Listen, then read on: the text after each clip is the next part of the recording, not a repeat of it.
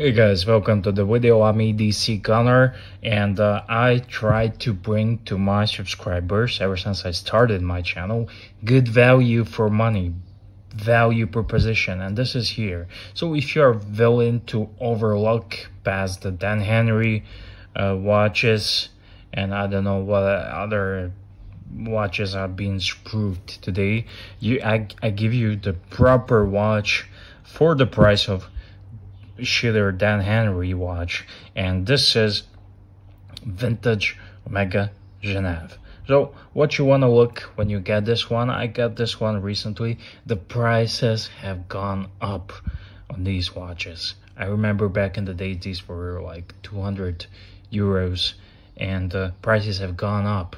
But that's only if you are looking on eBay or somewhere. But keep your eyes open and you will get it. And when you collecting watches, it says it's about the hunt. When I got this watch, I don't really care about this that much. Now when I have it, I care about the next piece.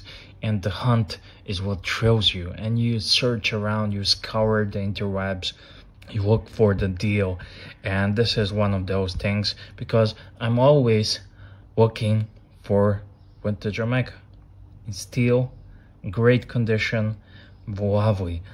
Even the crystal is original, has that Omega logo on it.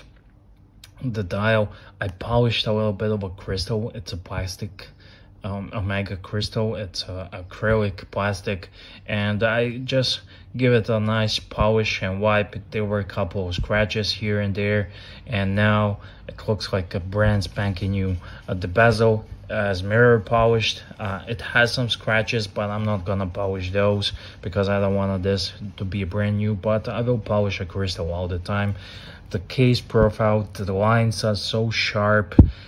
This is a wonderful piece from Omega, and it wears nicely. This is 36.5, let's say, millimeters, but on my 7.5 inches, it wears like this. So you can pull it off. Is this a perfect dress watch? So I get it. Somewhere in America, in Western Europe and whatnot, you need to service this watch because the service costs are expensive. But nevertheless, I have a cheaper service cost because I live in different part of the world than you guys, most of you who are watching me. But still, nevertheless, I would pay the piper. I would find myself good independent watch dealer, because that's what you need before you start collecting watches. And no matter your budget, you should always get the best watch that you can afford. That is the simplest first rule that anyone interested in watches should follow. Of course, that need not mean necessarily buying the most expensive watch you can find out there or the best watches. There are best watches at prices ranging from almost nothing to a king's ransom, and both G-Shock on the one hand and the Bethune or Lange & on the other one, all are best in their own way, and there are many other choices as well. So it is as well that you like to do a research before you have a great deal to do. Do not worry, it's very enjoyable research, because you are not just choosing the Parmigiani over Grand Seiko or vintage Omega over Dan Henry, or you will be choosing it over other watches and its price in quality and its price range and quality range as well. So get to know the competition, and I think this is one of those examples.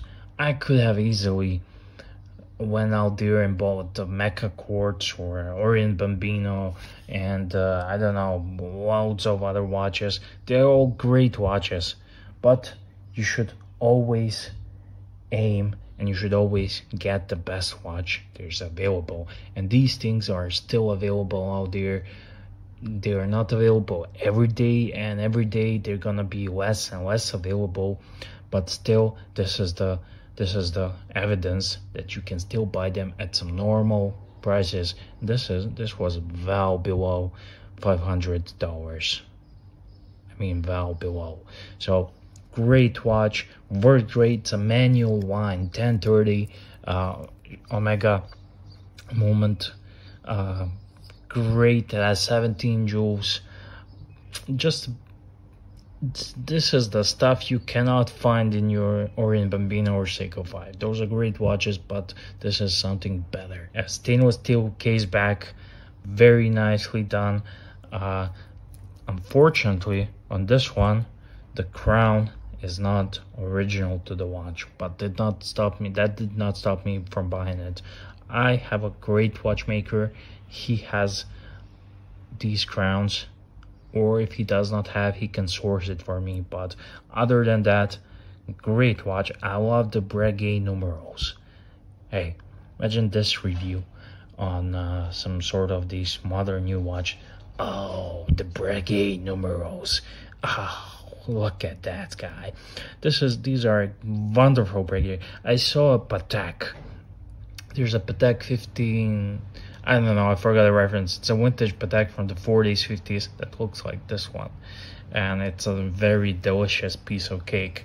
But this one is also a very delicious watch.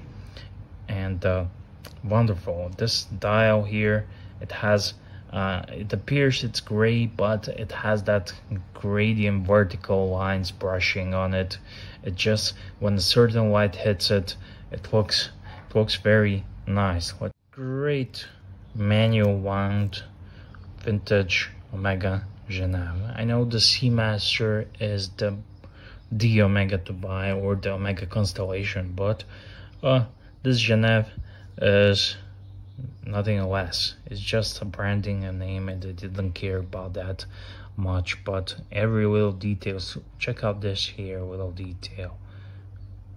Look at this, and this is highly polished, and the brushed sides, wonderful little piece, and you can wear it. It can be your dress watch.